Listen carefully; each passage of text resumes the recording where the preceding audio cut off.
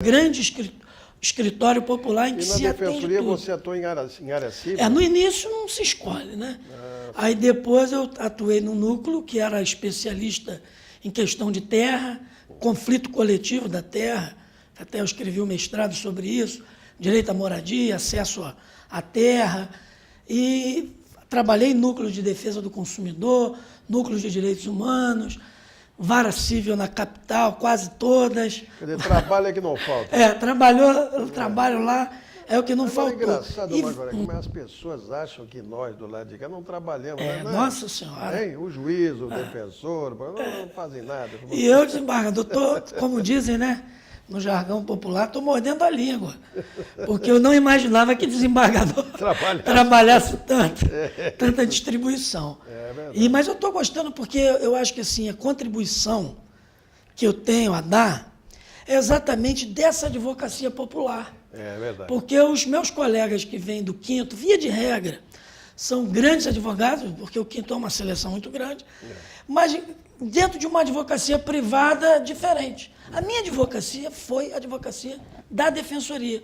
E muitas vezes eu observo, aqueles, o senhor sabe disso como ninguém, aquelas situações em que um detalhe de prática, muda tudo. Você chega e fala, colega, veja Vossa Excelência, eu estive nessa comarca, esse local é assim, assado, o trato lá é dessa forma.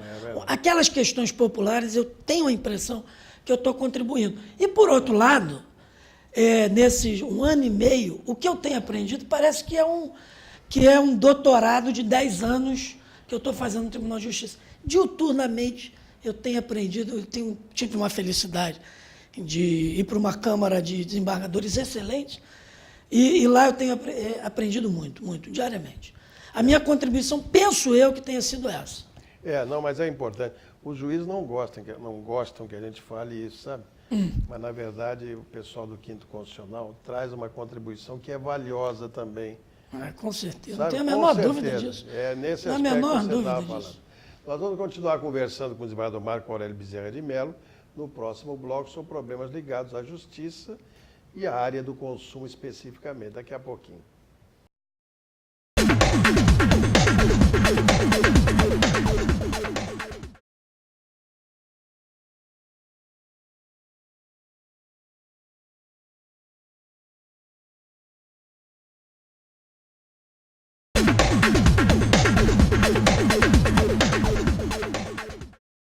Muito bem, estamos de volta, programa Justiça Sem Fronteiras, conversando com o desembargador Marco Aurélio Bezerra de Mello, da 16ª Câmara Civil do nosso Tribunal de Justiça aqui do Rio de Janeiro.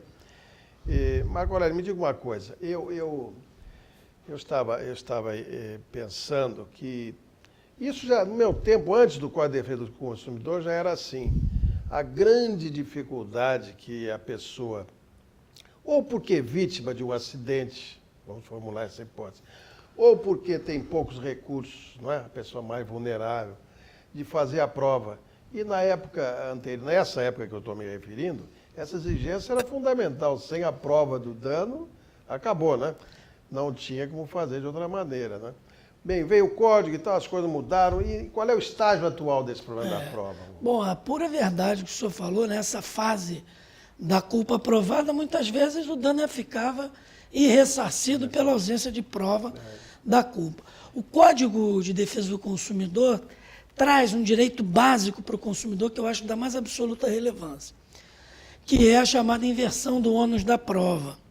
Essa inversão do ônus da prova genérica, lá do artigo 6º, ela depende, pelo menos, do consumidor convencer o juízo de que, segundo as regras ordinárias da experiência, que a sua alegação é verossímil.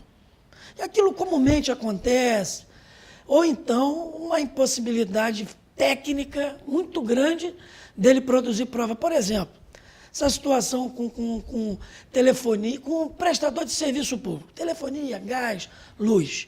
De repente, o consumidor acostumado a pagar X recebe uma conta 20X. Isso acontece muito. Não, acontece demais isso. Demais. Isso é uma coisa que ninguém consegue demonstrar. Ninguém consegue demonstrar. Como é, desembargador, que o consumidor, vai produzir prova de que não fez aquela ligação, de que não consumiu aqueles quilowatts. Quer dizer, verificando o juiz as faturas anteriores, né? O advogado deve instruir bem. A média, ele, olha, eu vou inverter o ônus da prova e abre a possibilidade, dentro do devido processo legal, não pode a inversão surpreender, isso eu sou contra. Claro. Inversão não é eu inverto e te condeno, eu inverto e possibilito o fornecedor de fazer a contraprova. Então o juiz, olha, realmente estou convencido, abre a possibilidade de provar em sentido contrário. E tem sido bem utilizado, tem sido feita muita justiça.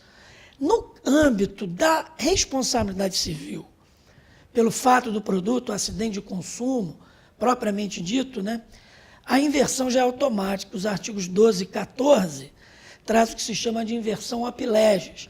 Os fornecedores não gostam muito, mas o fato é que a lei federal diz assim, olha, só não caberá a reparação do dano se o fornecedor provar fato exclusivo do consumidor, 1.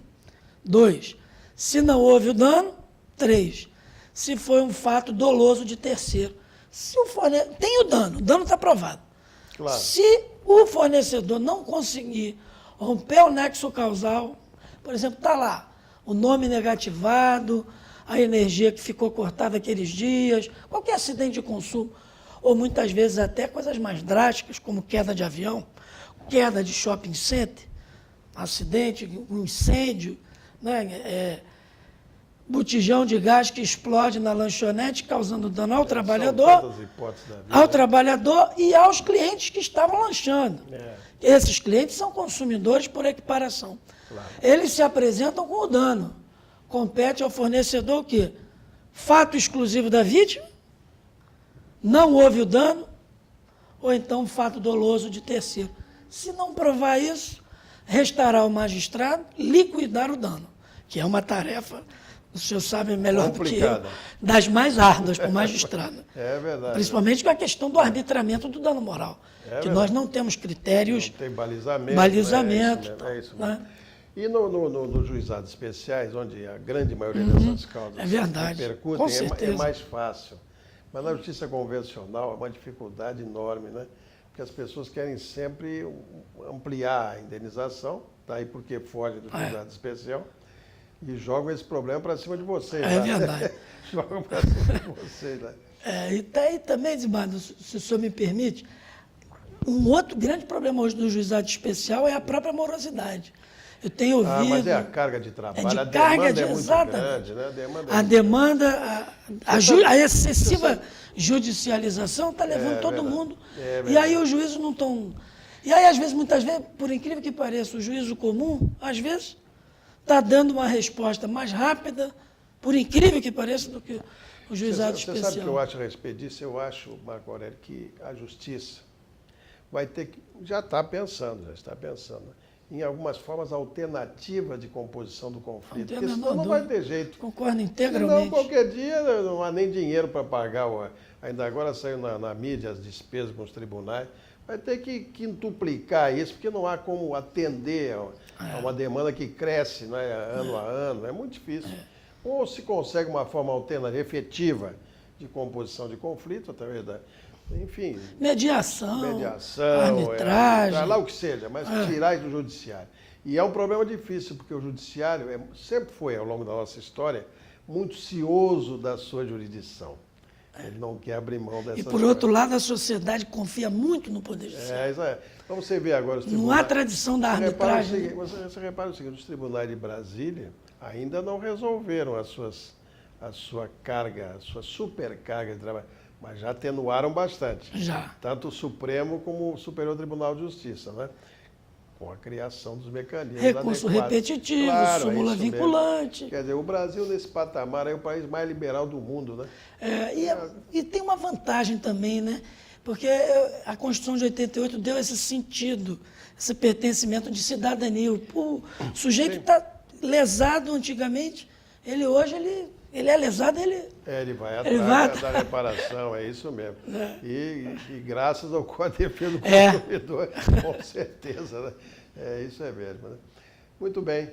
E o problema da coisa julgada também é um problema tormentoso, né, nas ações coletivas, não é, o desembargador?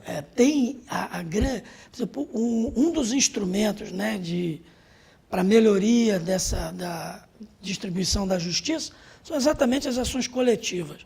A quantidade de processos que eu julgo, que eu vejo, eu falo assim, gente, esses 10 processos deveriam estar juntos numa demanda. Que é o mesmo sofrimento, por hipótese, são cidadãos de São Gonçalo, com problemas com determinada prestadora de serviço. Então, a ação coletiva, ela vem para evitar a pulverização das demandas. E decisões contraditórias. E decisões conflitantes, com certeza. Mas aí tem o grande desafio da coisa julgada. Bom, o que a lei estabelece, me parece acertado, é o efeito ultrapartes da coisa julgada. Muito bem. E eu acho que isso está sendo bem utilizado no judiciário. Né? Muito bem. Estamos chegando ao final. Eu quero agradecer ao desembargador Marco Aurélio a gentileza que teve vir aqui conversar conosco sobre esses problemas tão importantes do direito do consumidor, com a sua experiência, com o seu talento, com as suas reflexões. Muito obrigado por ter vindo. Deixou eventualmente lá aquela pilha de processos. Foi um prazer. No interesse dos senhores telespectadores. Muito obrigado. Eu que agradeço. Fale conosco em www.justiçasemfronteiras.com.br. Justiça sem cedilha, hein?